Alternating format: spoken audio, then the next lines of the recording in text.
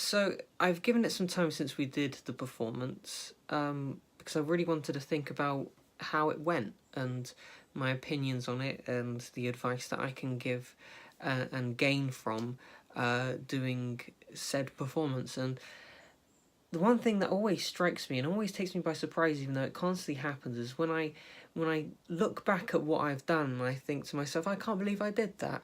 Not because the police got involved, but more because of the confidence and the belief in myself that it took to take that risk. Going ahead and putting not just one but two pieces of writing that I haven't tested on any other audience, and something that I've never done, a big full on play before, sort of written a full on play before. And yeah, like every single time I think about it, I think, oh, I can't believe I did that. That's crazy. But I find myself doing it all the time. Every single time that I do something that would be perceived as brave, I think to myself later on, I can't believe I did that. And what that shows isn't that I'm an incredibly brave boy, probably ruined by the fact that I said boy instead of man. It doesn't show that. It shows that confidence isn't something that's constantly there. It ebbs and flows. There's always, I feel confident today and I believe in myself today. And then you have other days where, although I'm wearing this shirt, underneath I'm wearing my pajamas and these delightful socks, and I've spent the entire day mumbling and playing Monster Hunter World. That has literally been my day, and I haven't achieved anything. Even those, these are all fake. I bought these off Amazon. No, my mum's a badass. She's in her late 50s, but she's still, not still. She used to do horse riding when she was in her 20s, and she decided that she wanted to take it up again. And my mum's a little bit of a hero. Because cancer for cure and stuff like that, so she does like charity stuff, and she's so I look up to her a little bit because no matter how old she gets, just keeps trying. I mean, I did say maybe stop doing the kickboxing, but you can't stop her. I think the other things that I should take into, I've learnt from it really, it is as good as it is to go ahead and say, look, oh, we'll go first. We'll go first because it gets the audience. There's tea in this, not vodka. Who has vodka in a cup? I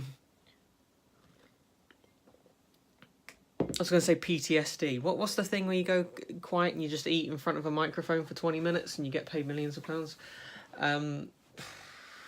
Being president. Another thing that I've learned is the importance of warm-up acts. Whenever you go to stand up or you go on a comedy night, there's always an MC there who acts as someone who slowly closes my shirt. They always act as someone who gets the crowd going, especially sort of just before you watch panel shows and stuff like that. There's always someone there to get the crowd into it, because as much as you go to somewhere, understanding that it's going to be comedy there, you don't know if there's definitely going to be comedy there just because you haven't experienced what they have to offer. And obviously, if you go to somewhere where it's an established act, you understand that they're going to be funny because you found out that they are your taste, or you are on their side because you've gained rapport. But with sort of like stuff like what we did back behind there, the stage is there.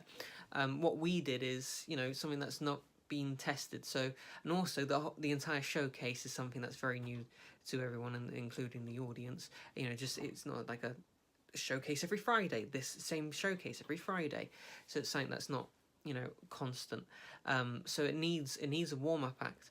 And what I said to Kaylee is, we'll go first because we'll act as a sort of like good bar or a good warm up to the rest of the act. But what that means is the comedy scene, Betting on a Mistake, didn't have a warm up.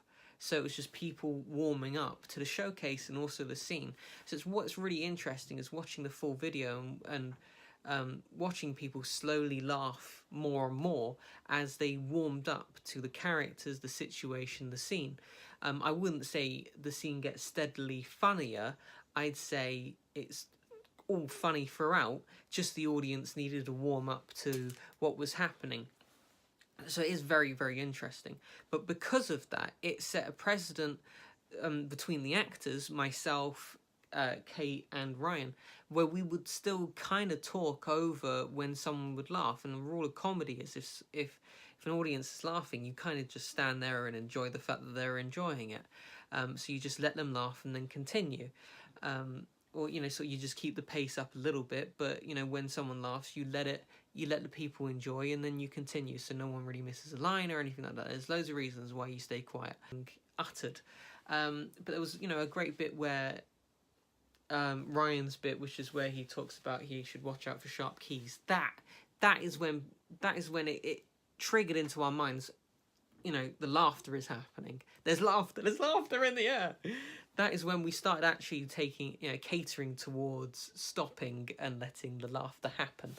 And I suppose that's also a place of insecurity, because you just keep talking. You don't have to find out whether someone laughs or not, or if you hear the non-laughter.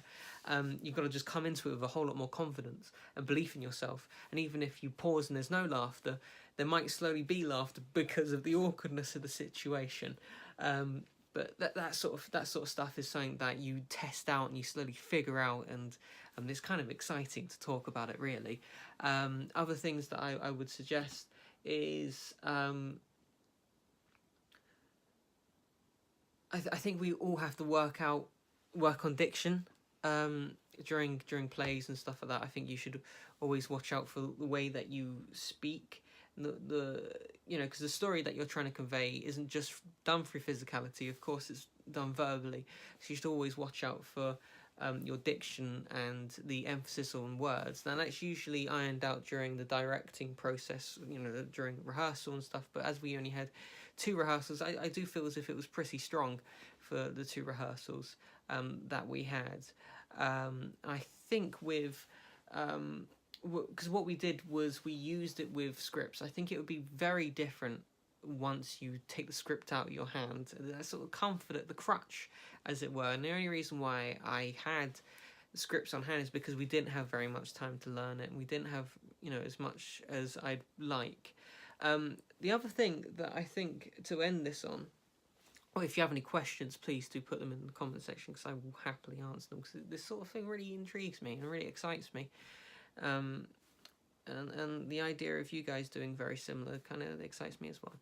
But the one thing that I wanted to end this on is like a Britain's Got Talent type situation. No, I mean, the only reason why this continues to happen at Britain's Got Talent is because it's an easy emotional connection, but it's one that we can all connect to, because there are reasons why we do certain things, and usually it's because of family members and stuff like that, people who believe in you, and to have that understanding of this is why they're doing it. It's always good to know. But the reason why I did Betting on a Mistake, the reason why I did How to Be, I Hope to Be, Jesus Christ. Reason why I did I Hope to Be is because it's dealing with situations that I've dealt with before. Male mental health and mental health in general is something that I wanted to explore, and the idea of setting it in World War One really interested me, and I just wanted to get a few of my feelings and sort of experiences down in a play setting, and just find out how that goes, and if it's something that I can work with. It ended up being something that I can work with, because it's over 100 pages long, and it's finished and it's done, and it's very good, and I'm very proud of it. The reason why I did Betting on a Mistake, which is the comedy scene that you guys saw bits of, is it is genuinely based on my great granddad situation that he found himself in, and the person who wanted me to write it because she believed in me is my grandma. I love my grandma. My grandma's bloody wonderful. She's into Housemates Series 3 as well, because I love her so much, and she's so supportive, and I love the idea of saying dreadful things while this innocent, wonderful, lovely, caring woman watched on, and she told me about it all, and she gave me all the newspaper clippings and all that sort of stuff about what had happened to my great granddad, and she wanted me to write it. And the thing that I was scared of is the fact that I had made it a farce. I'd made it a comedy, because what had happened was quite a serious situation, but just so ridiculous and so ludicrous, so difficult to believe, that I had to make it a comedy, because if I were to tell it in a serious fashion, I mean, even the dog's angry, and you probably can't hear the dog, but you know, if I try to tell it in a serious fashion with under the guise of this actually happened, this is a true story, then I don't know, I just feel as if it wouldn't be taken as seriously as it deserves. But if you take it into a farce situation where you think, you know, this is ridiculous, this is a ridiculous thing that had happened.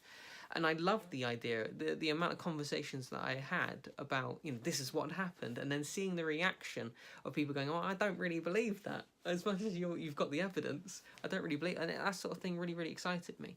And that's why I put Betting on a Mistake, and that's why I made it a comedy, but I did worry that my grandma wouldn't like it. And, you know, so it's just like a huge, huge relief. Every single time I think about it, I say, yes, thank you, thank you. She loved it. She absolutely loved it. She adored it. And I I sent her the YouTube link of the Betting on a Mistake. I've sent her the link just so she can watch the scene. And it's like up to like 30 views, and it's mainly just her. You know, it's mainly just her watching it over and over again because she really enjoyed it. That means so much to me, because I was really worried about it. This is the first time ever like someone's gone out of their way to be like, I believe in you, here's this thing, do what you can with it. And it means so much to me that she really enjoyed it. Anyway, I hope you guys enjoyed this. I really enjoyed doing it. And I might do more of it. I've missed YouTube, and I've missed you. I don't know if I get to say this in another video, but yeah, missed you. Bye.